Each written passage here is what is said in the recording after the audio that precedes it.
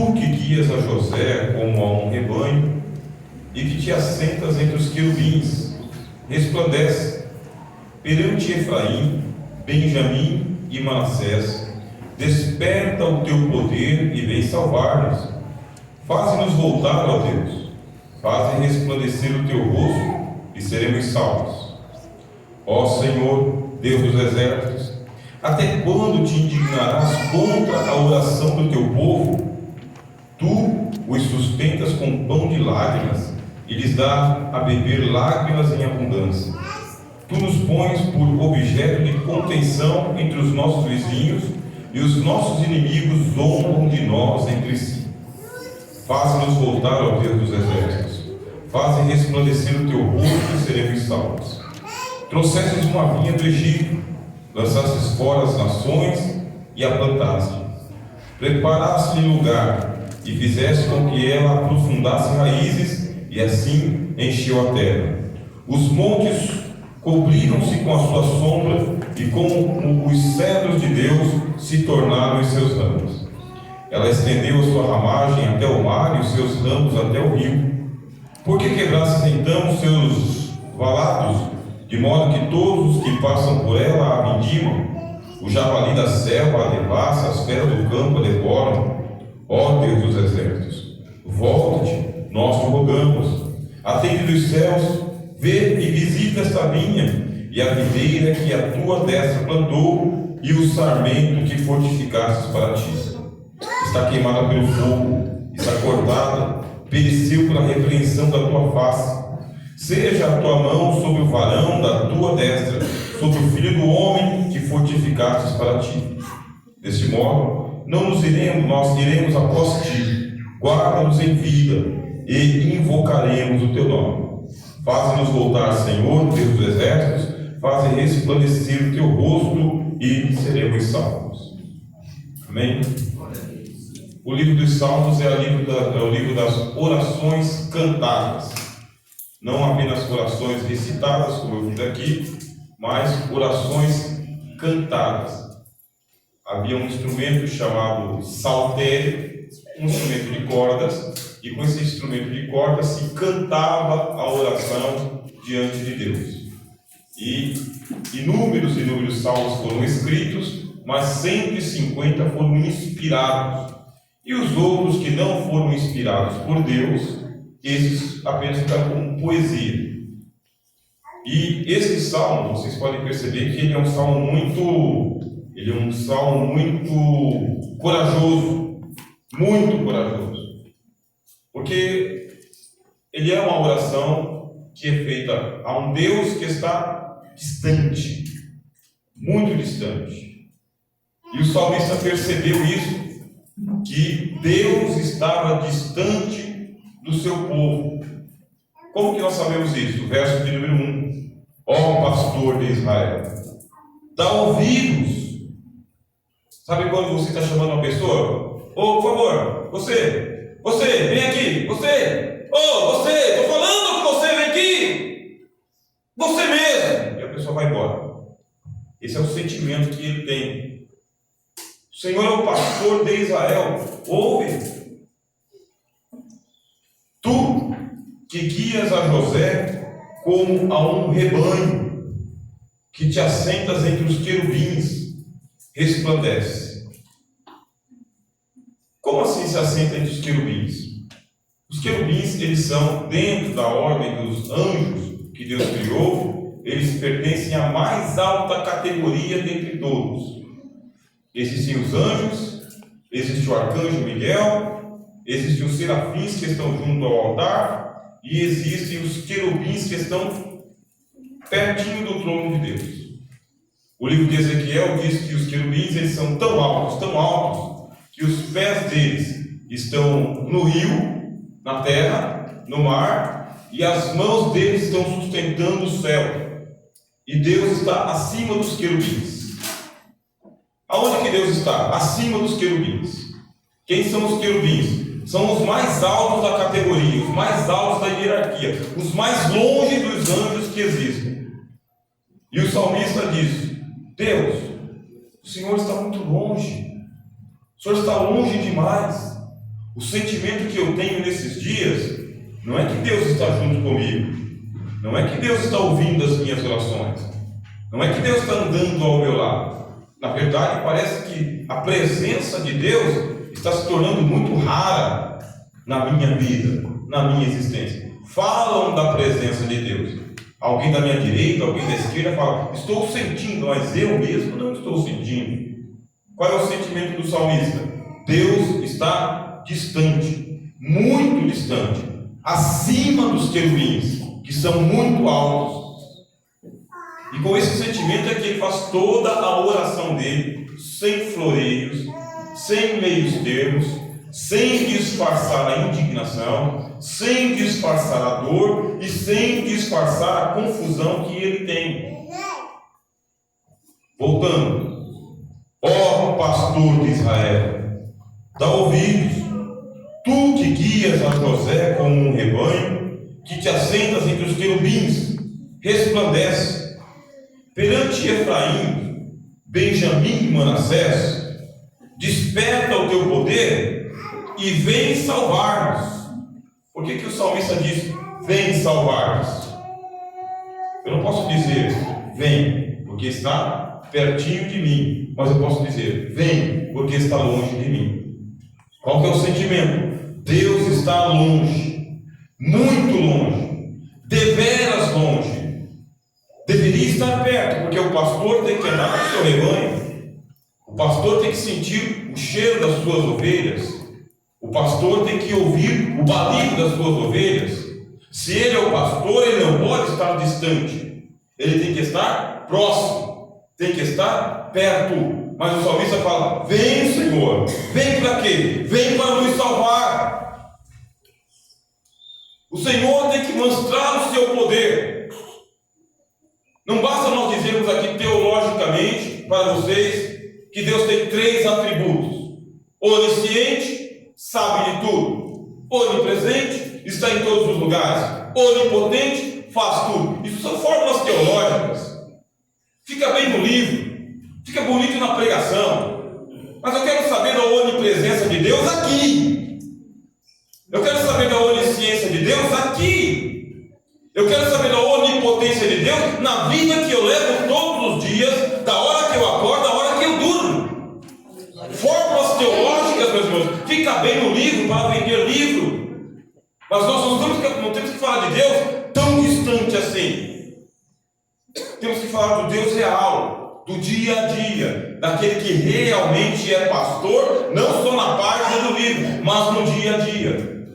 Por que o salmista está fazendo essa oração tão forte, tão provocativa e tão corajosa? Porque já tem uma temporada que ele está buscando a Deus, a vida dele começou a sair dos trilhos, o povo de Israel começou a perder a sua potência, a sua força, a sua importância, as coisas ruins começaram a acontecer cotidianamente, a corrupção cresceu, a iniquidade cresceu, o pecado cresceu e Deus foi se distanciando, se colocando longe, se colocando inalcançável, se colocando inatingível. Deus não está mais presente e o povo não está voltando-se para Deus. A situação da vida do salmista é desesperadora. Por quê? Irmãos e irmãs, para aquele que não conhece a Deus, para aquele que só ouviu falar de Deus lá do lado de fora, que nunca teve uma experiência com o Evangelho, Deus pode se manter muito distante mesmo, porque ele só vai lembrar de Deus na hora da nossa morte, amém? Igual diz a reza da Maria. Ela é intercessora na hora da morte. Mas para quem é rebanho de Deus, está acostumado a ouvir a voz do Espírito Santo, sentir a presença de Deus, orar e ser respondido, ficar um dia longe da presença do Senhor é como um deserto. Não é comum, não é natural, não é normal o povo de Deus não notar a falta da presença de Deus. Não é normal que uma igreja abra as portas, faça cultos ao Senhor, feche as portas e não perceba que Deus não está manifestando o seu poder. Não é comum isso. O que é normal para nós? Normal é nós abrirmos o coração, cantarmos ao Senhor, salmodiarmos, fazermos oração e sentirmos no mínimo uma alegria, porque nós somos salvos. normal. O que não é normal? Deus não falar conosco e a gente achar tudo bem. Eu não sentir nem alegria nem tristeza e eu achar que está tudo bem. O pregador não pregar nada e vocês acharem que ele pregou muito. Isso não é normal. O salmista percebeu que as coisas não estão bem, que Deus está muito distante e precisa manifestar o seu poder. E ele fala, vai manifestar o seu poder perante quem? Ele diz, verso 2, perante Efraim, Benjamim, Manassés. Quem? O pastor de José. Quem que é José e quem que é Benjamim? José, filho legítimo de Jacó. Jacó, ele teve 12 filhos. Desses 12 filhos, ele teve 2 filhos com a esposa do coração, com a esposa que ele amava muito, chamada Raquel. Os 2 filhos de Raquel chamam-se José e Benjamim. Os 2 filhos de José chamam-se Efraim e Manassés, filhos legítimos. O que o salmista está dizendo? Senhor, mostra para mim que eu sou teu filho legítimo, que eu não sou ilegítimo, alguém gerado fora de um casamento, gerado por aí, largado por aí. Mostra para mim que eu sou filho legítimo, que eu não sou só de passagem por aqui. Mostra o teu poder, mostra a tua unção, mostra, Senhor, que estás cuidando de nós. Volta-te para nós, Senhor. Verso de número 3. Faze-nos voltar. Primeiro ele fala, volta e salva-nos. Depois ele fala, faze-nos voltar, ó Deus. Faze resplandecer o teu rosto e seremos salvos. Pela segunda vez ele está percebendo que Deus está distante, que a perdição está acontecendo. Eu não estou sentindo que eu estou salvo, eu não estou sentindo que estou liberto, eu não estou sentindo a presença de Deus. Então o Senhor volta-se para nós e faz-nos voltar, porque irmãos e irmãs, a Deus pode até trazer a presença dele muito bem pertinho de nós neste culto, nesta noite. Estou falando seriamente. Deus pode derramar aqui uma carga da sua presença, o poder do seu Espírito Santo pode fazer a sua carne estremecer, pode fazer a sua mente iluminar, porque Deus, ele vem à sua casa, e isso não é tão difícil para Deus. Mas o que é difícil? Ver se o povo volta, ver se a igreja volta, ver se a mocidade volta, ver se as irmãs voltam, ver se os obreiros voltam, porque nós percebemos que nós começamos a seguir, andar, avançar e deixamos Deus para trás, e aí a gente pensa, está tudo bem. Não está tudo bem. Vamos lembrar o que disse Moisés: Senhor, se a tua presença não for conosco, não nos faça levantar o acampamento. Estamos falando da presença de Deus na vida da igreja. Estamos falando da evidência da presença de Deus em nossa vida. Estamos falando da evidência e os sinais da presença de Deus na liturgia do culto e no dia a dia de cada um de nós. Nesse primeiro momento da palavra, eu chamo a sua atenção para lhe fazer a seguinte pergunta: você tem sentido a presença de Deus na sua vida? Você tem sentido a presença de Deus no seu coração? Ou você tem sentido a ausência de Deus? Tem percebido se Deus tem falado com você particularmente, ou Deus só fala com você no meio da multidão? A tua comunhão com Deus, do comer o pão e beber o cálice, é algo significativo para você?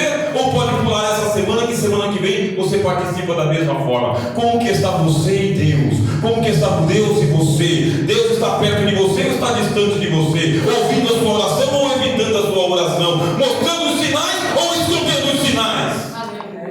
E mais, como que você está diante daquilo que Deus está fazendo?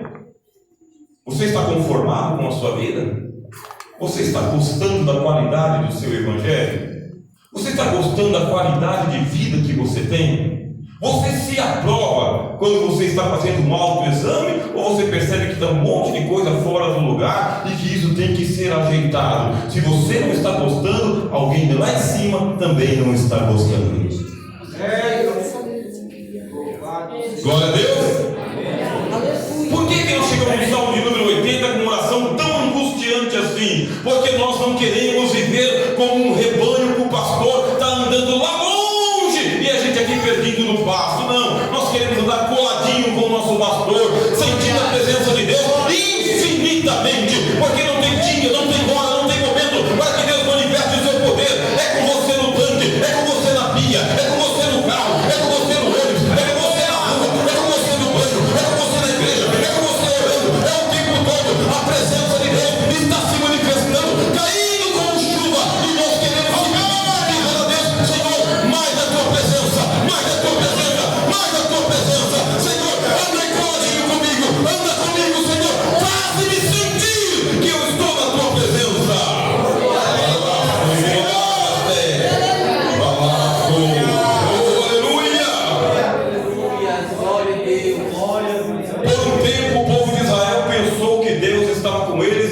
Deus estava com ele, mas as coisas começaram a sair de órbita, começaram a sair do lugar, porque Deus, ele tem esses atributos que eu falei para vocês aqui: onisciência, onipotência e onipresença, são chamados atributos naturais de Deus. Acontece que Deus tem alguns atributos chamados de morais também, e esses atributos morais significa que Deus te ama. Deus te ama e não é pouco não, hein? Deus te ama muito, hein? A Bíblia diz que Ele escreveu o seu nome na palma da mão dele, para todas as vezes que Ele fizer assim, ver que o teu nome está escrito ali. Aleluia! Palma da mão. Deus te ama e te ama demais, hein? Sem medida.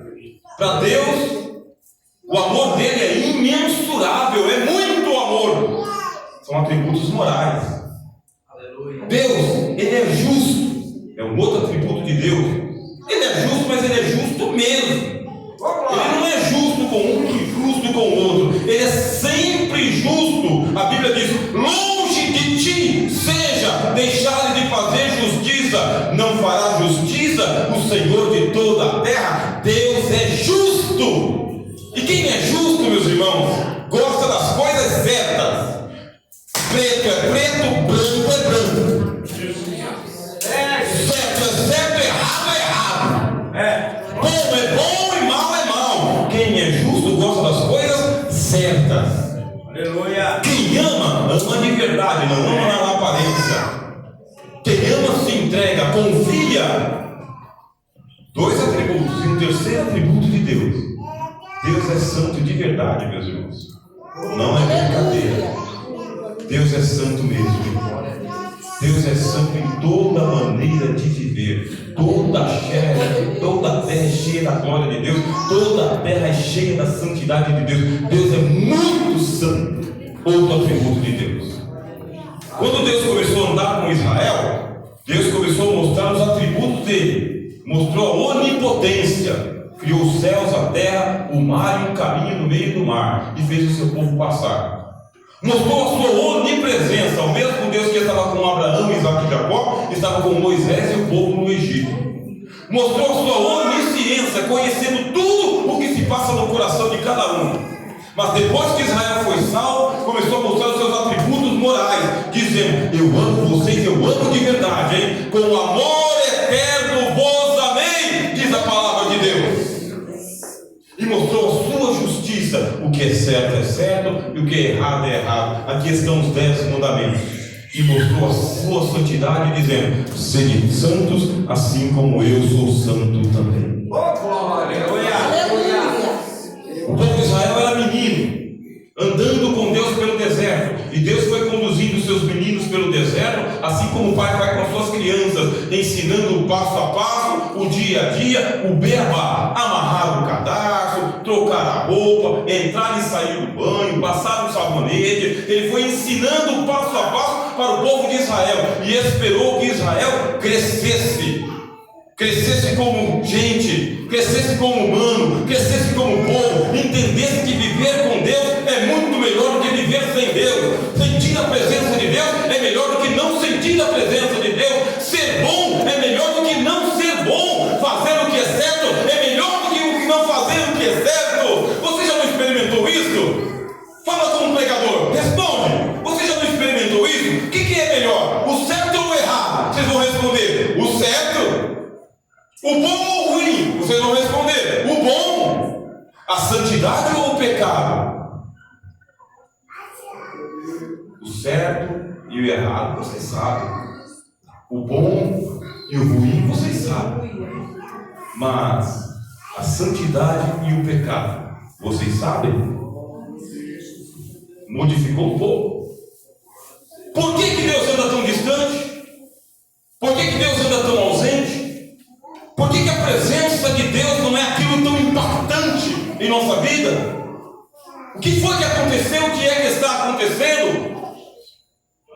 Por que Deus não queria ir com o povo de Israel mais na sua marcha pelo deserto? Ele disse para Moisés: porque este povo não me adora, este povo não me serve, este povo não se converte, este povo não abandona os seus pecados, e eu estou sendo consumido por uma ira. Se eu ficar no meio de um povo tão rebelde, eu vou consumir essa nação.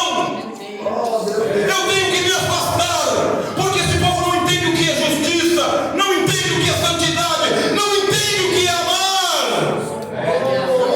Deus sofre de tanto amor que Ele tem pela sua igreja. Deus sofre de tão santo que Ele é.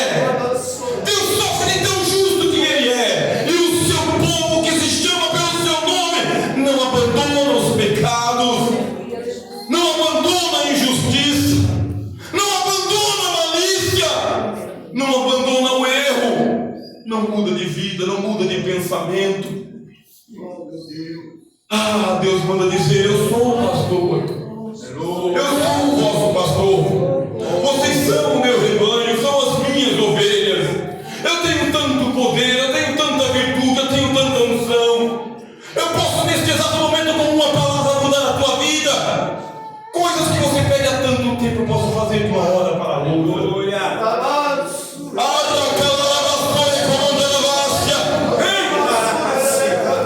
A Bíblia diz, meus irmãos, que o braço do Senhor não está encurtado, e os seus ouvidos não estão agravados.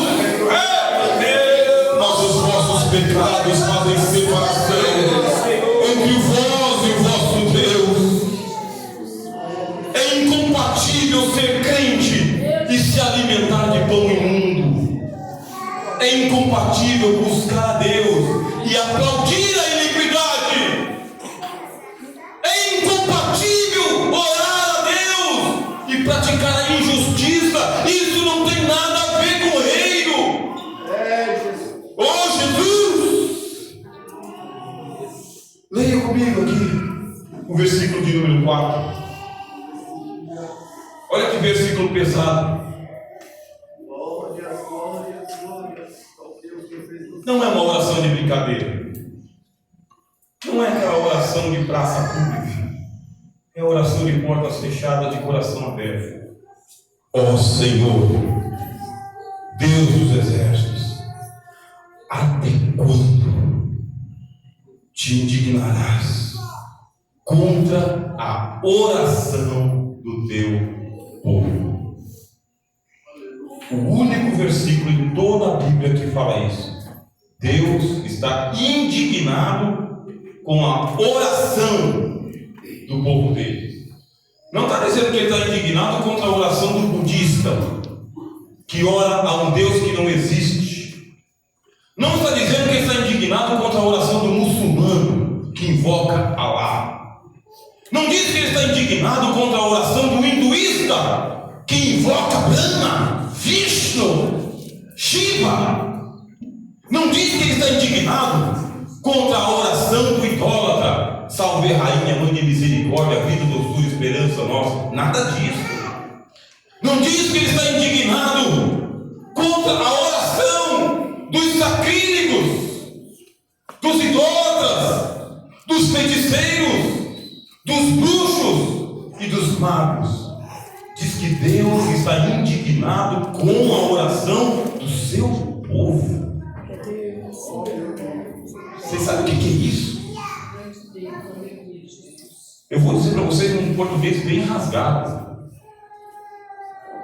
Deus está ouvindo a confissão de uma pessoa que traiu o outro, um marido que traiu a esposa, e que chega e diz assim: oh meu amor, foi fraqueza da minha carne, eu te prometo que nunca mais eu vou fazer isso de novo. Aí a esposa olha para ele e vê que está mentindo. Não é verdade. Vou te dar uma segunda chance. Passado um tempo, acontece de novo. Aí ele vem com a cara lavada e diz: fraqueza da carne, te prometo, eu não vou mais fazer isso. Por causa dos filhos, por causa da casa, eu te perdoo de novo. Passado um tempo, outro rabo de saia, e de novo, acontece de novo. Essa mulher fica indignada, é elogiada. Por quê? Porque ele está brincando com o sentimento dela, está brincando com a moral dela, está brincando com o corpo dela. Ele não quer uma esposa. É este o sentimento de Deus. Meu povo, preste atenção. Vocês são meus. Eu tenho ciúmes de vocês. Eu comprei vocês com sangue e lavei vocês e purifiquei vocês. Eu trago vocês no meu coração. Eu quero ouvir as orações de vocês, mas orações verdadeiras e sinceras, orações verdadeiras e sinceras e que dizem tudo do seu coração. Não venham me enganar com palavras. Deus não pode ser enganado com palavras. Deus quer mudança de vida, mudança de postura, mudança de valores, porque Deus quer derramar da sua presença. E as pessoas fazem uma oração diante de Deus e acham que está tudo bem, que vai resolver com um calhamaço de flores. Leva a tua flor para lá, com um glória a Deus murcho daqui, um aleluia murcho de lá. Fica quieto com o teu canto, glória a Deus e aleluia. Mudança de vida. Por que Deus está indignado? Porque Deus não quer ouvir as orações, porque são orações fracas, são orações falsas, são orações sem conteúdo, sem compromisso. Não me fale mais de Deus. Mostrem frutos dignos de arrependimento, vidas cheias de fruto de arrependimento. Mostra para o lado de fora, para ficar bem evidente que você é crente, que você é nascido de novo, que você tem o seu nome escrito no livro da vida. Muda o comportamento, o procedimento, porque Deus quer te ouvir na oração. Ô glória!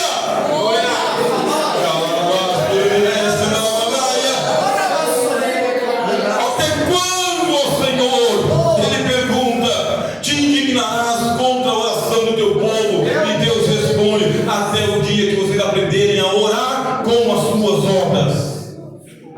Orem por meio daquilo que vocês fazem, que seja evidente que vocês pertencem ao rebanho de Deus, que vocês estão com seus nomes escritos no livro da vida. Não haverá impedimento para nenhum de vocês. Esta é a oração. Não, eu vou sustentar a minha vida do jeito que está. Você quer continuar do jeito que está? Você quer que tudo continue do jeito que está? Até ver quando isso aí vai mudar? Verso de número 5. Tu os sustenta com pão de lágrimas e lhes dás a beber lágrimas em abundância. A pessoa percebe que Deus está ausente, que Deus não está nem aí para o que está lhe acontecendo e começa a se entristecer chorando. E não é pouco choro não, hein? É muito choro.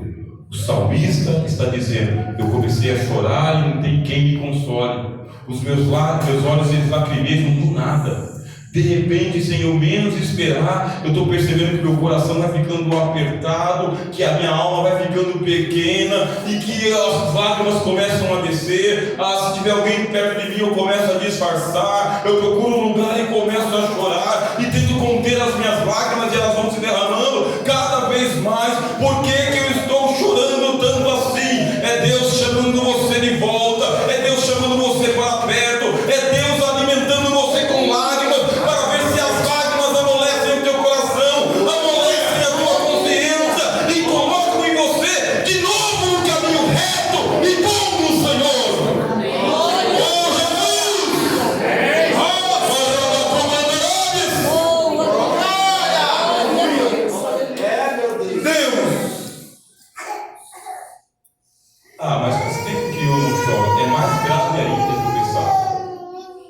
Faz tempo que você não chora, mesmo que a sua vida não esteja boa diante de Deus, mesmo que a presença de Deus não se manifeste e você nem assim você chora, é mais grave do que eu pensava.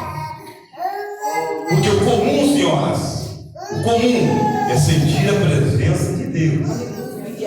O comum, jovens, é tudo estar no lugar certo. O legal é você saber que Deus está com você todos os dias.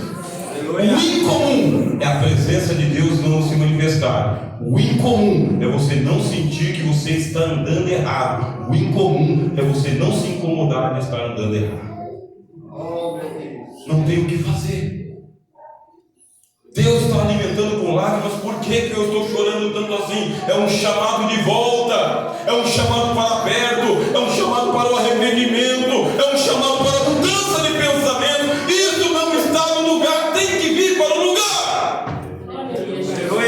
Meu Deus! Tudo nos põe por objeto de contenção entre os nossos vizinhos, e os nossos inimigos zombam de nós entre si. Chega uma hora que fica claro até para quem não é crente que nós não somos mais crentes. Fica claro até para quem não é da igreja que nós não somos mais como nós éramos antes. Penso. Antes se olhava para o povo de Deus, para o crente, para o filho do crente, para o homem crente, e se dizia: é crente. Ele é crente. Ela é crente. Todos davam testemunho. Esse homem é crente. Essa jovem é crente. Esse jovem é crente. As páginas passaram, os tempos passaram, fomos nos conformando com o presente século, e a Bíblia diz: não vos conformeis com o presente século. E nós somos uma geração que nós nos conformamos com o presente século. Está tudo igualado na balança, está tudo parecido, tudo homogêneo, tudo semelhante. Somos colegas de todo mundo e todo mundo é nosso colega. Nosso vocabulário é igual. Nossos pensamentos são os mesmos. Não sabemos mais a diferença entre o hétero e o homo. Não sabemos. Nós não sabemos mais a diferença entre o azul e o rosa. Nós não sabemos. Nós não sabemos a diferença entre o alto e o baixo, entre o gordo e o magro. Nós não sabemos. Fomos colocados numa batedeira e ficou homogêneo igual massa de bolo. Não se sabe onde está o ovo, onde está a farinha, onde está o açúcar. É tudo igual. Perdemos o sabor, perdemos a essência, perdemos. Mas está tudo bem? Não está tudo bem. O certo é o certo, o errado é o errado. O bom é bom, o ruim é ruim. O que Deus aprova está aprovado, o que Deus reprova está reprovado.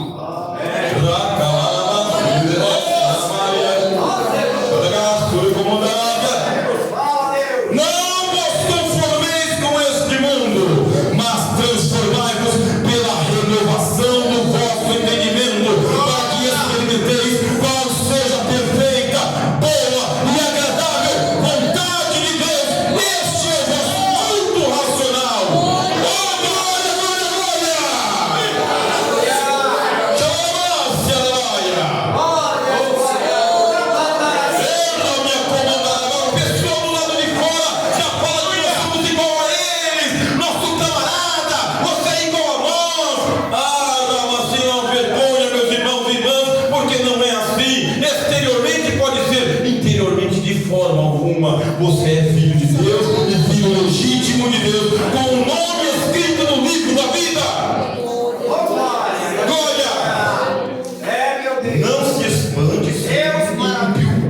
Não se espante se um ímpio repreender você. Não diga que Deus não avisou. Quando um ímpio, um pecador, repreender você de uma coisa errada e lhe dizer, mas você não é crente, lembra dessa palavra dessa noite? É Deus. Aleluia. Porque Balaão, o profeta, foi repreendido pela jumenta. E os crentes estão sendo repreendidos pelos ímpios, pelos pecadores. Escuta, quando você não era crente, tudo bem, mas agora você não é crente. Meu Deus. É Jesus. Versículo 7, para a gente terminar essa reflexão, meus irmãos. Volta, diz ele no verso 7. Faze-nos voltar, ó Deus dos exércitos. Faze resplandecer o teu rosto. E seremos salvos.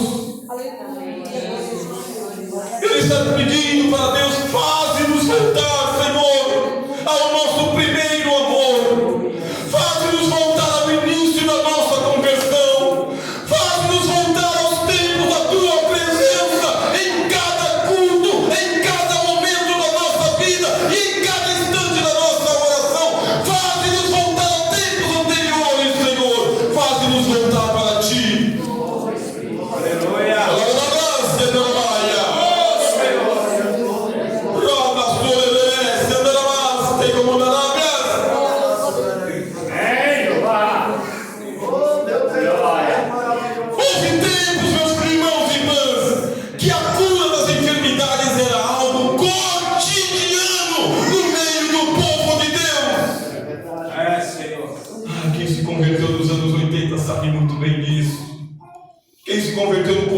Anos 90 sabe muito bem disso, que a cura das enfermidades era algo rotineiro entre nós. Você se lembra daquele tempo em que não havia muito esforço, nem muitas letras, nem muita tecnologia, mas sempre se havia um testemunho de cura, libertação, salvação, transformação de vidas, portas abertas. Esse é o tempo que Deus quer para a sua igreja, um tempo contínuo, porque está escrito: e estes sinais seguirão aos que creem.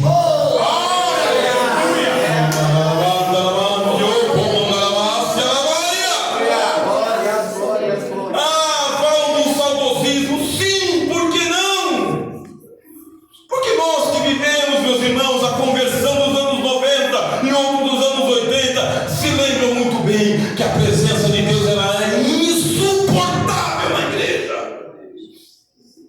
Nós sabemos disso, que a hora do culto passava rápido, mas na semana, para chegar no outro culto, quase que demorava. Tempos assim é o que Deus quer, que todos os dias é dia de portas abertas, todos os dias é dia de oração, todos os dias é dia de louvor. Deus não quer ouvir você se queixando, dizendo que tem culto a semana inteira. Você tem que se reclamar o seguinte: que dia que não vai abrir a porta da igreja? Deus não quer ouvir orações, por quê? Porque as pessoas dizem: é culto demais, é coisa demais, não precisa tanto assim. Pois, meus irmãos, então se acostume com o reino de Deus, porque é só glória, é só aleluia. As portas da cidade de Deus não se fecham nem de dia e nem de noite. O culto é ininterrupto no reino de Deus. Aleluia. Deus quer trazer para esta congregação dias maravilhosos. O pastor está testificando de que teve um momento em que essa igreja precisou um pouquinho mais. Vocês já estão bem, mas ainda há lugares. Eu falo com todo o coração para vocês: está bom do jeito que está ou cabe um pouquinho mais? Já é o suficiente ou Deus pode manifestar mais a presença dele?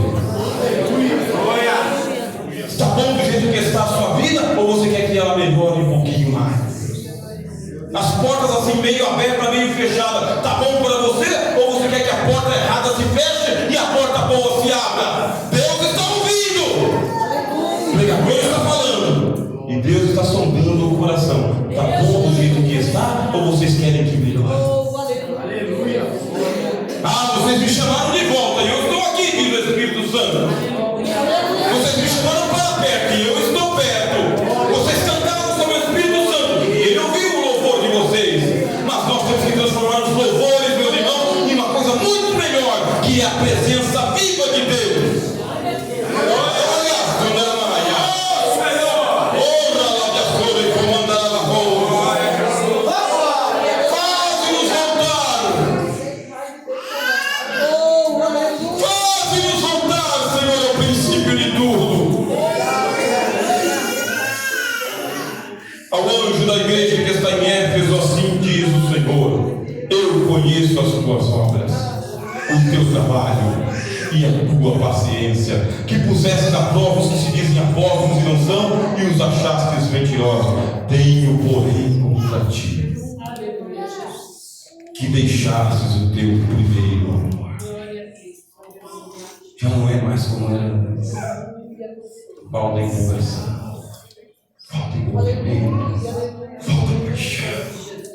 Lembra-te, pois, de onde caíste e arrepende-te e volta a praticar as primeiras.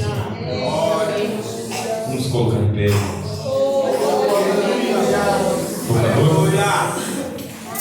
Um hino clássico dos anos 90 dizia justamente isso. E quem conhece esse hino clássico pode cantar conosco. Os tocadores podem nos ajudar.